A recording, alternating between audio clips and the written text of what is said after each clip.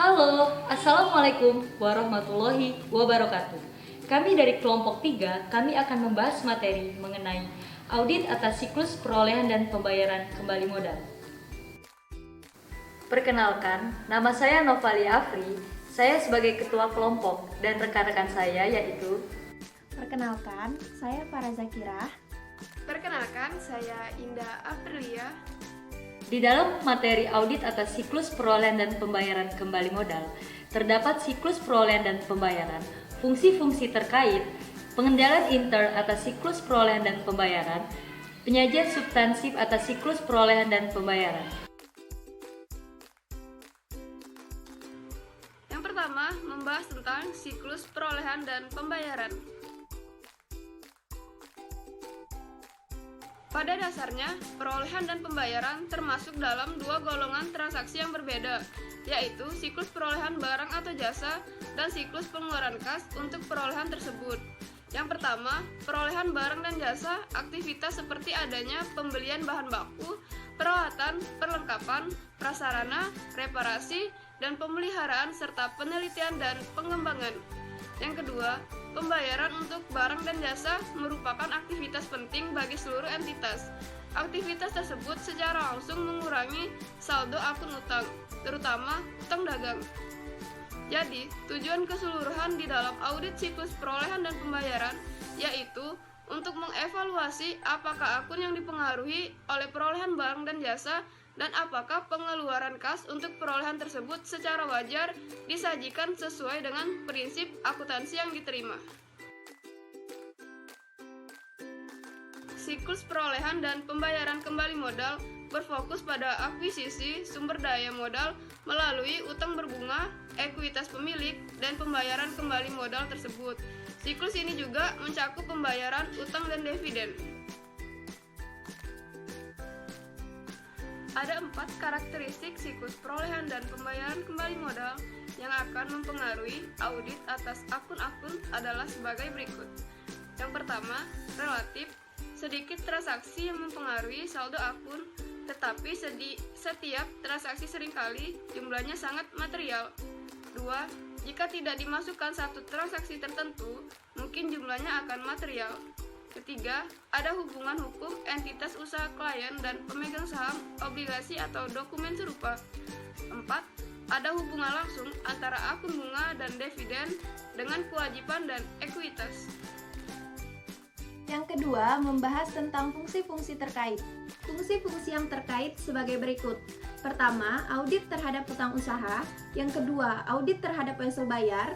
Yang ketiga, audit terhadap ekuitas. 1. Audit terhadap utang usaha. Utang usaha adalah kewajiban beban yang dibayar oleh perusahaan atas kegiatan perusahaan dalam usaha normalnya. Metode pengujian terinci atas utang usaha terbagi menjadi 3. Pertama, mengidentifikasi resiko bisnis klien yang mempengaruhi utang usaha. Kedua, menilai resiko pengendalian dan pengujian substansif atas transaksi. Ketiga, merancang dan melaksanakan pengujian terinci atas saldo utang usaha. Yang kedua, audit terhadap wesel bayar. Utang wesel adalah kewajiban legal kepada seorang kreditor yang terdiri dari pokok pinjaman dan bunganya yang mungkin dijamin atau tidak dijamin dengan aset.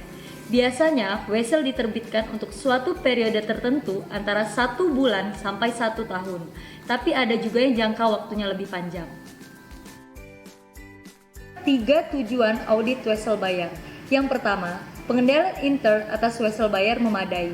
Yang kedua, transaksi untuk pokok pinjaman dan bunga yang melibatkan wesel bayar diotorisasi dan dibukukan dengan semestinya sebagaimana didefinisikan menurut 6 tujuan audit terkait transaksi. Yang ketiga, kewajiban atas wesel bayar dan beban bunga terkait beserta hutang yang masih harus dibayar dinyatakan dengan semestinya sebagaimana didefinisikan menurut 8 dari 9 tujuan audit terkait saldo. 3. Audit terhadap ekuitas. Perubahan ekuitas pemilik disebutkan oleh laba atau rugi tahunan serta pembagian dividen. Waktu yang digunakan untuk verifikasi ekuitas pemilik pada perusahaan keluarga seringkali hanya sedikit walaupun auditor harus melakukan pengujian terhadap catatan-catatan perusahaan. Verifikasi terhadap ekuitas pemilik pada perusahaan publik lebih rumit karena jumlah pemegang saham yang lebih banyak, serta seringnya terjadi pergantian pemegang saham. Materi yang ketiga, pengendalian intern atas siklus perolehan dan pembayaran. Apa itu pengendalian internal? Pengendalian internal pada dasarnya suatu sistem yang meliputi suatu organisasi, metode, dan ukuran-ukuran yang diatur untuk menjaga kekayaan organisasi, mengecek ketelitian dan keandalan data akuntansi itu sendiri, serta mendorong efisiensi yang dipenuhi kebijakan manajemen. Pengendalian intern atas siklus perolehan dan pembayaran dibagi menjadi dua, yaitu terdapat pada wesel bayar dan terdapat pada ekuitas. Ada 4 pengendalian internal wesel bayar. Yang pertama, otorisasi yang memadai atas penerbitan wesel baru. Tanggung jawab atas penerbitan wesel baru harus terletak pada Dewan Direksi atau Manajemen Puncak. Biasanya diperlukan 2 tanda tangan pejabat tinggi perusahaan untuk setiap perjanjian pinjaman. Yang kedua, pengendalian yang mencukupi atas pembayaran pokok pinjaman dan bunga.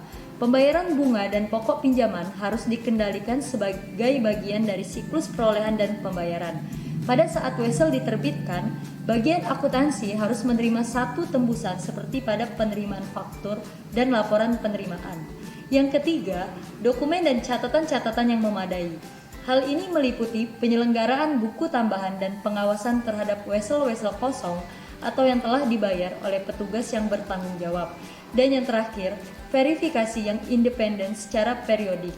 Secara periodik, catatan-catatan wesel yang dibuat terperinci harus direkonsiliasikan terhadap buku besar dan dibandingkan dengan catatan pemegang wesel oleh karyawan yang tidak bertanggung jawab atas pencatatan kunci. Pada waktu yang sama, karyawan independen harus menghitung kembali beban bunga wesel untuk menguji keakuratan dan kecukupan pencatatan. 2. Pengendalian internal ekuitas. A. Otorisasi transaksi yang tepat. Karena setiap transaksi ekuitas pemilik umumnya bersifat material, banyak dari transaksi tersebut harus disetujui oleh Dewan Direksi. Jenis transaksi ekuitas pemilik berikut biasanya memerlukan otorisasi khusus seperti 1. Penerbitan modal saham, 2. Pembelian kembali modal saham, 3. Pengumuman dividen. Prosedur terpenting untuk mencegah kekeliruan dalam ekuitas pemilik adalah 1. Kebijakan yang jelas untuk pembuatan sertifikat saham dan pencatatan transaksi saham. 2. Verifikasi inter yang independen terhadap informasi dalam catatan. B. Penyimpanan catatan dan pemisahan tugas yang tepat.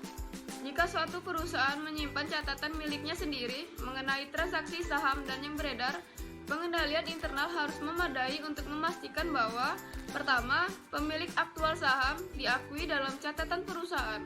2. Jumlah dividen yang benar dibayar ke pemegang saham yang memiliki saham pada tanggal pencatatan dividen. 3. Potensi misapropriasi aktiva telah diminimalisasi. Materi yang keempat, penyajian substansif atas siklus perolehan dan pembayaran. Di dalam penyajian substansif atas siklus perolehan dan pembayaran, yang pertama ada utang usaha, yang kedua ada wesel bayar, dan yang ketiga ada ekuitas. 1. Pengujian pengendalian dan pengujian substansif atas transaksi utang usaha. Tujuannya ada 5. Yang pertama, memperoleh keyakinan terhadap keandalan catatan akuntansi yang bersangkutan utang usaha. Kedua, membuktikan keberadaan utang usaha yang dicantumkan di neraca. Ketiga, membuktikan kelengkapan transaksi yang dicatat dalam catatan akuntansi dan kelangsungan saldo usaha yang disajikan di neraca. 4.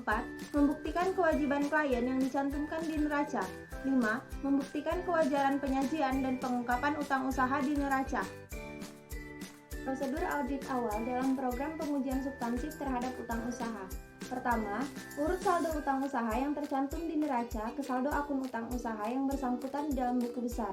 Kedua, hitung kembali saldo akun utang usaha di buku besar. Ketiga, usut saldo awal akun utang usaha ke kertas kerja tahun lalu. 4. Lakukan review terhadap mutasi luar biasa dalam jumlah dan sumber posting dalam akun utang usaha. 5. Usut posting, pendebitan dan pengkreditan akun utang usaha ke jurnal yang bersangkutan. Ke-6. Lakukan rekonsiliasi buku pembantu utang usaha dengan akun kontrol utang usaha di buku besar.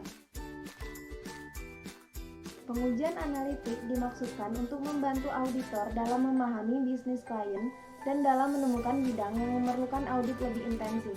Pengujian analitik dilakukan dengan menghitung yang pertama, rasio formula tingkat perputaran utang usaha yaitu dengan rumus pembelian dibagi rata utang usaha. Yang kedua, rasio utang usaha dengan utang lancar yaitu dengan rumus saldo utang usaha dibagi utang lancar. Pengujian terhadap transaksi rinci, yaitu pertama, periksa sampel transaksi yang tercatat dalam akun utang usaha ke dokumen yang mendukung timbulnya transaksi tersebut. Prosedur audit ini dimulai oleh auditor dari buku pembantu utang usaha. Kedua, periksa pengkreditan akun utang usaha ke dokumen pendukung bukti kas keluar atau voucher, laporan penerimaan barang, dan surat order pembelian. Ada 3 pengujian terhadap saldo akun rinci. Pertama, lakukan konfirmasi utang usaha. Kedua, periksa dokumen yang mendukung transaksi pembayaran utang usaha setelah tanggal neraca. Lakukan verifikasi visa batas cut-off, transaksi pembelian dan retur pembelian. Yang ketiga, lakukan rekonsiliasi utang usaha yang tidak dikonfirmasi ke pernyataan piutang bulanan yang diterima oleh klien dari debitur. Verifikasi dan pengungkapan. Pertama, periksa klasifikasi utang usaha di neraca. Utang usaha harus disajikan di neraca menjadi 3 golongan, yaitu utang usaha kepada kreditur usaha, utang usaha kepada perusahaan afiliasi, dan yang ketiga utang usaha kepada direksi, pemegang saham utama, manajer, dan karyawan perusahaan. Periksa pendebitan akun utang usaha ke dokumen pendukung seperti bukti kas keluar, memo debit untuk retur pembelian. Lakukan verifikasi visa batas cut-off transaksi pembelian dan retur pembelian. Periksa dokumen yang mendukung timbulnya utang usaha dalam minggu terakhir tahun yang diaudit dan minggu pertama setelah tanggal neraca. Periksa dokumen yang mendukung berkurangnya utang usaha dalam minggu terakhir tahun yang diaudit dan minggu pertama setelah tanggal neraca. Lakukan verifikasi visa batas cut-off transaksi pengeluaran kas. Periksa adanya utang usaha yang tidak dicatat. Periksa pengungkapan yang bersangkutan dengan utang non-usaha. Periksa pengungkapan yang bersangkutan dengan utang usaha. Mintalah informasi dari klien untuk menemukan komitmen yang belum diungkap dan utang bersyarat, dan periksa penjelasan yang bersangkutan dengan utang usaha tersebut. Pelajari notulen rapat direksi sampai dengan tanggal penyelesaian pekerjaan lapangan. Periksa kontrak-kontrak pembelian, penjualan, dan kontrak yang lain. Mintalah informasi dari pengacara klien mengenai perkara pengadilan yang melibatkan klien. Kirimkan konfirmasi ke bank. Pelajari arsip korespondensi klien dengan lembaga keuangan. Yang kedua, pengujian pengendalian dan pengujian substansif atas transaksi wesel bayar. Ada pengujian atas transaksi-transaksi wesel bayar akan mencakup penerbitan wesel serta pelunasan kembali pokok pinjaman dan bunganya. Yang kedua, ada pengujian audit ini menjadi bagian dari pengujian pengendalian dan pengujian substansif atas transaksi untuk penerimaan kas dan pengeluaran kas. Dan yang terakhir, pengujian tambahan atas pengendalian dan pengujian substansif atas transaksi biasanya dilakukan sebagai bagian dari pengujian saldo. Karena masing-masing transaksi memiliki materialitas yang tinggi dan seorang auditor juga harus melakukan verifikasi pencatatan yang akurat terhadap bukti penerimaan dari pencairan wesel dan pembayaran pokok dan bunga. Prosedur analitik. Prosedur analitis merupakan hal yang penting bagi wesel bayar karena pengujian atas rincian saldo untuk beban bunga dan bunga akrual seringkali dapat dieliminasi apabila hasilnya kurang menguntungkan. Prediksi independen auditor mengenai beban bunga dengan menggunakan rata-rata wesel bayar yang beredar dan rata-rata suku bunga akan membantu auditor mengevaluasi kelayakan beban bunga dan juga menguji wesel bayar yang dihilangkan. Dalam prosedur analitik substansif terhadap wesel bayar terbagi menjadi 2, yaitu prosedur analitis dan kemungkinan salah saji. Di dalam prosedur analitis terdapat 1. Hitung rata-rata beban bunga atas dasar tingkat bunga rata-rata dan saldo. Kedua, membandingkan wesel individual yang masih berjalan dengan tahun lalu. Yang ketiga, membandingkan total saldo dalam akun utang wesel, beban bunga, dan utang bunga dengan tahun lalu. Di kemungkinan salah saji terdapat yang pertama, kesalahan penyajian beban bunga dan utang bunga atau penghilang utang wesel. Yang kedua, penghilangan suatu kesalahan penyajian utang wesel. Dan yang ketiga, kesalahan penyajian beban bunga dan utang bunga wesel. Pengujian terinci atas saldo. Dalam menentukan pengujian perincian saldo untuk wesel bayar, auditor mempertimbangkan yang pertama, resiko bisnis. Yang kedua, salah saji yang dapat diterima. Yang ketiga, resiko bawaan. Yang keempat, resiko pengendalian. Yang kelima, hasil pengujian, pengendalian dan substansif atas transaksi. Dan yang terakhir, hasil prosedur analitis. 3 tujuan audit yang berkaitan dengan saldo yang paling penting dalam wesel bayar adalah: yang pertama, wesel bayar yang ada telah dicantumkan kelengkapannya. Yang kedua, wesel bayar dalam skedul telah dicatat secara akurat. Yang ketiga, wesel bayar disajikan dan diungkapkan secara semestinya. 3. Pengujian pengendalian dan pengujian substansif atas transaksi ekuitas. Pengujian terinci atas saldo. A. Usut saldo ekuitas pemegang saham yang tercantum di neraca ke saldo akun ekuitas pemegang saham yang bersangkutan dalam buku besar. B. Hitung kembali saldo akun ekuitas pemegang saham di dalam buku besar. C. Lakukan review terhadap mutasi luar biasa dalam akun ekuitas pemegang saham. D. Usut saldo awal akun ekuitas pemegang ke kertas kerja tahun yang lalu. E. Usut posting pengkreditan dan pendebitan akun ekuitas pemegang saham ke dalam jurnal yang bersangkutan.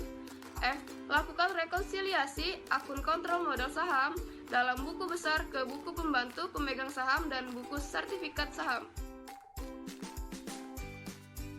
Prosedur analitik. A. Hitung rasio. Berikut beberapa rumus yang dipakai untuk menghitung transaksi yang terjadi pada ekuitas. A. Nilai buku saham biasa. Dengan rumus ekuitas pemegang saham ditambah rata jumlah. B. Return on common stockholder. Dengan rumus laba bersih ditambah rata jumlah saham biasa. C. Dividend payout. Dengan rumus dividend cash ditambah laba bersih. D. Laba per saham. Dengan rumus laba bersih ditambah rata timbangan jumlah saham beredar. Rasio yang telah dihitung tersebut kemudian dibandingkan dengan harapan auditor, misalnya rasio tahun yang lalu, rata rasio industri, atau rasio yang dianggarkan. B. Lakukan analisis hasil prosedur analitik dengan harapan yang didasarkan pada data masa lalu, data industri, jumlah yang dianggarkan, atau data lain. Pengujian terhadap transaksi rinci. Pengujian terhadap transaksi rinci ekuitas pemegang saham dilaksanakan oleh auditor melalui 2 prosedur audit berikut ini. Yang pertama, periksa bukti pendukung pencatatan ke dalam akun modal saham, paid in capital, treasury stock, saldo laba, dan cadangan. Jika klien tidak menunjukkan independent register untuk mengurus saham yang dikeluarkannya, auditor harus mengusut penerimaan kas dari pengeluaran saham ke dalam buku jurnal penerimaan kas dan rekening koran bank. Yang kedua, periksa pencatatan transaksi pengumuman dividen dan pembayarannya. Prosedur pembayaran dividen dimulai dengan otorisasi oleh direksi. Oleh karena itu, auditor harus mereview notulen rapat direksi yang bersangkutan dengan pembagian dividen. Pengujian terhadap saldo akun rinci. Pengujian terhadap saldo rinci akun ekuitas pemegang saham dilaksanakan oleh auditor melalui berbagai prosedur audit berikut ini. 1. Pelajari anggaran dasar dan anggaran rumah tangga perusahaan klien. 2. Pelajari notulen rapat pemegang saham dan dewan komisaris. 3. Pelajari notulen rapat dewan komisaris dan pemegang saham mengenai pembagian dividen. 4. Pelajari surat perjanjian penarikan kredit dan bond indentures mengenai pasal yang membatasi pembagian dividen. 5. Lakukan analisis terhadap akun modal saham. 6. Lakukan analisis terhadap saldo laba. 7. Dapatkan konfirmasi dari independen, restart, dan transfer agen. 8. Periksa pertanggungjawaban nomor urut sertifikat saham. 9. Periksa semua sertifikat saham yang dibatalkan pemakaiannya. 10. Selidikilah adjustment yang berasal dari tahun sebelumnya yang dicatat di dalam akun saldo laba. 11. Lakukan analisis terhadap akun Trace to Restock. Saya Novalia Afri sebagai ketua kelompok dan rekan-rekan saya yaitu Saya Farah Zakira. Saya Indah Afrilia. kami pamit undur diri. Semoga materi yang kami sampaikan dapat bermanfaat untuk kalian semua. Kami akhiri dengan wabillahi taufik wal hidayah. Wassalamualaikum warahmatullahi wabarakatuh.